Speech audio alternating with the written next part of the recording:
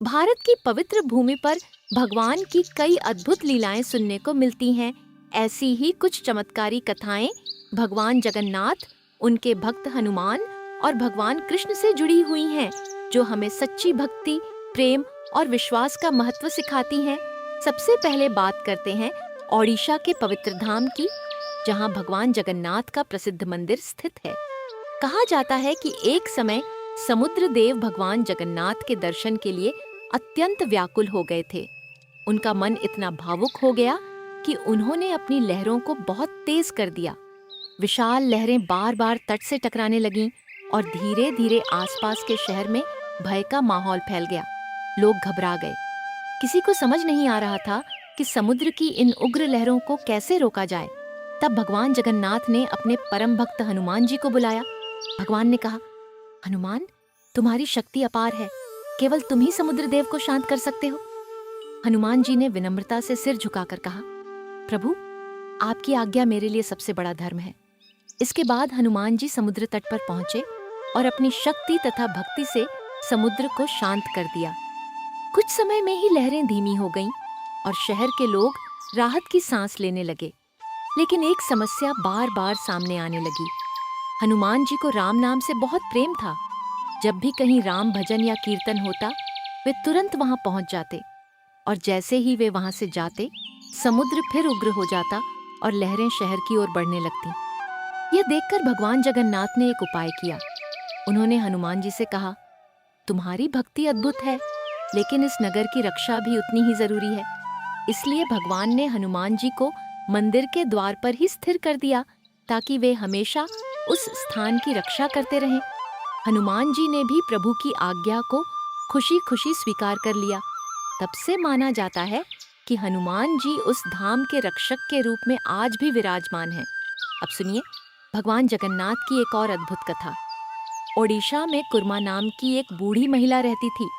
उसका जीवन बहुत साधारण था और वह रोज मछली खाया करती थी। एक दिन वह भगवान जगन्नाथ के मंदिर गई। जैसे ही उसने भगवान के बड़े और करुणामय नेत्रों को देखा, उसका मन भक्ति से भर गया। उस दिन से वह रोज मंदिर जाने लगी। एक दिन उसने सोचा कि वह अपने भगवान के लिए कुछ विशेष भोग बनाएगी। क्योंकि उसे मछली बनाना आता था, इसलिए उसने बहुत प्रेम से मसालेदार मछली बनाई और केले के पत्ते में लपेटकर मंदिर ले गई। लेकिन मंदिर के पहरेदारों ने उसे रोक दिया। उन्होंने कहा कि मंदिर में ऐसा भोग नहीं चढ़ाया जा सकता। उन्होंने गुस्से में उस पत्ते पर डंडा मार दिया। जैसे ही पत्ता खुला, सभी लोग आश्चर्य में पड़ गए। वहां मछली नहीं थी, बल्कि पका हुआ कटहल रखा था। तभी भगवान की करुणामय आवाज सुनाई दी। भगवान ने कहा, मैं भोग नहीं देखता, मैं भक्ति देखता हूँ। जो प्रेम और श्रद्धा से लाया जाता है, वही मेरे लिए सबसे प्रिय है। यह सुनकर पहरेदारों को अपनी गलती का एहसास हुआ। कुर्मा की आंखों में खुशी के आंसू आ गए। उसी दिन से उसने मछली खाना छोड़ दिया और रोज भगवान के लिए कटहल का भोग बनाने लगी। अब सुनिए भगवान कृष्ण की एक प्रसिद्ध लीला। वृंदावन में लोग हर साल वर्षा के लिए इंद्रदेव की पूजा किया करते थे। लेकिन एक दिन बालक कृष्ण ने गांव वालों से कहा कि हमारी गायों को घास, हमारे खेतों को जीवन और हमें सुरक्षा गोवर्धन पर्वत देता है, इसलिए हमें उसी की पूजा करनी चाहिए। गांव वालों ने कृष्ण की बात मान ली और गोवर्धन पर्वत की पूजा करने लगे। यह देखकर इंद्रदेव बहुत क्रोधित हो गए। उन्होंने आकाश में काले बादल भेज दिए और भयंकर तूफान तथा तेज बारिश शुरू कर दी। गांव के लोग डर गए और सहायता के लिए कृष्ण के पास आए।